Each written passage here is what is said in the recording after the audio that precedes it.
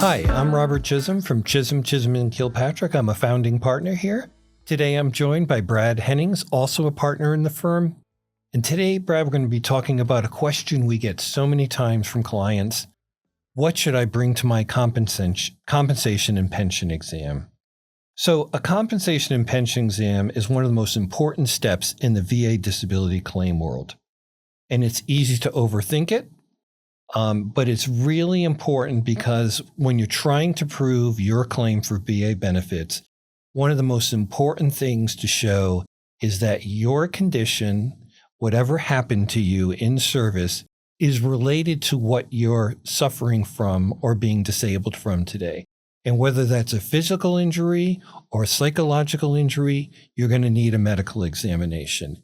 And many times, if not most times, the VA is going to schedule an examination. So generally speaking, when are they scheduled, Brad, and why? So I think the first thing to understand is that these are a different kind of medical examination than what you're normally used to. The examiner is usually a VA or a contracted clinician. This is not your treating provider. They're not treating you for these injuries or these disabilities. They're doing an evaluation. And, these C&P exams, compensation and pension exams, they help VA evaluate how your service-connected conditions affect your ability to function and to determine proper ratings under 38 CFR Part 4, the VA schedule for rating disabilities, as well as whether these disabilities are due to your service. So one of the other things is, what should I bring to my compensation and pension examination? You need to bring a form of identification that identifies who you are.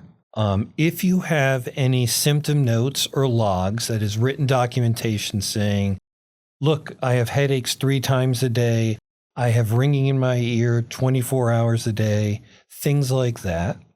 And then if there's any lay statements or buddy statements that describe the symptoms that you experience, I would bring those to the examination as well, so that the examining doctor, and by the way, it's not always going to be a doctor. It could be a registered nurse, or it could be other people as well who are physician's assistant, for example, right? But those statements could help describe how the condition impacts you. And so those would be things I would think to bring as well.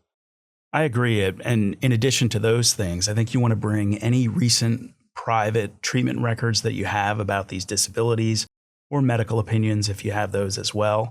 And remember to bring any braces or canes, hearing aids, prosthetics that you normally use. You're trying to really demonstrate what's going on to this examiner.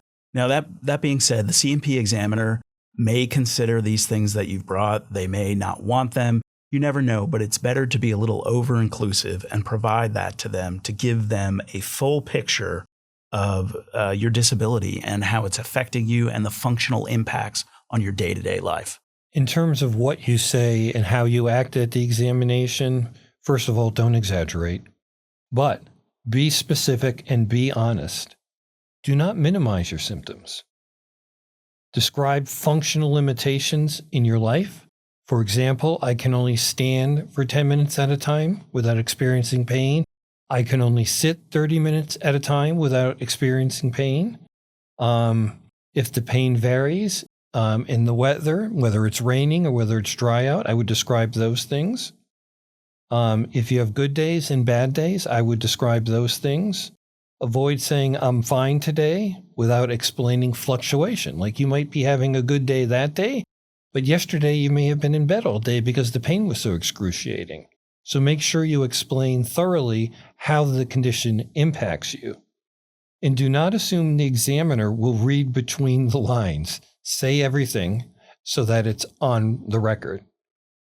Brad, are there some things that veterans shouldn't bring to an exam or not say? Yeah, I think there are. In addition, you shouldn't assume, just like Robert was talking about, don't assume that this examiner has really reviewed your record. They're supposed to be provided your VA claims file, and they're supposed to have reviewed it prior to the examination.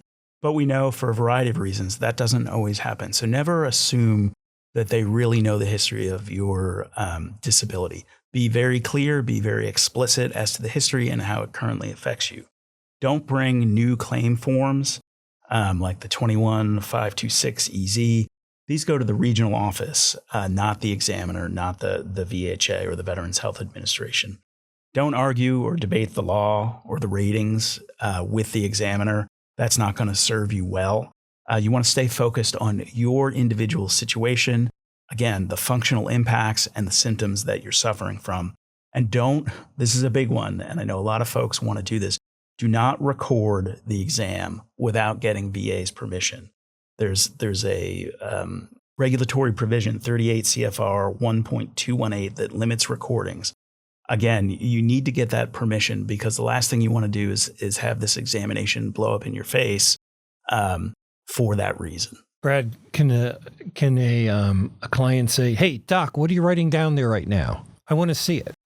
You certainly can do that. I wouldn't necessarily recommend it. What I would say is if you think that you're being ignored, if you think that the examiner is not writing down what you've said, if you think they're getting it all wrong, keep notes, keep track of that. And then after the examination, you can go and try to correct that record. You can get a copy of the examination by requesting it from VA.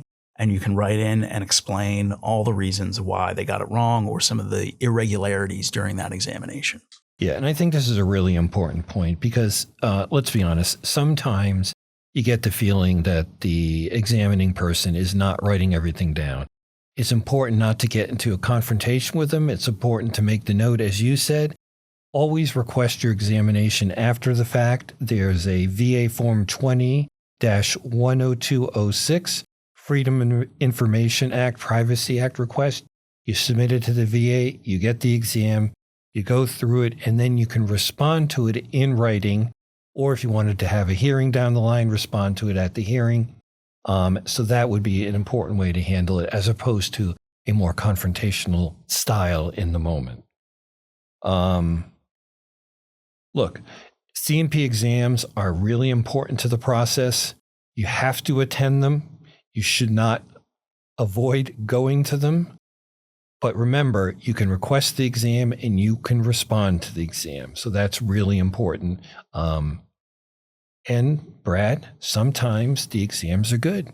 They help the veteran's case.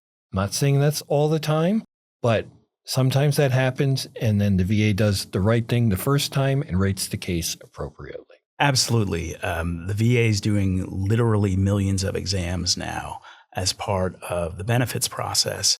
And as Robert said, sometimes they come out great.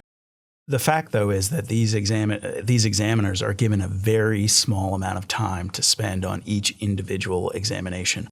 So sometimes things get missed. Sometimes they're going too fast. Sometimes these are people. Sometimes they're having a bad day. And unfortunately, you can be at the end of that result, the end of that bad day. So as Robert said, the time to deal with it is not during the examination itself. Let's keep track of all of that and go and correct the record after the fact.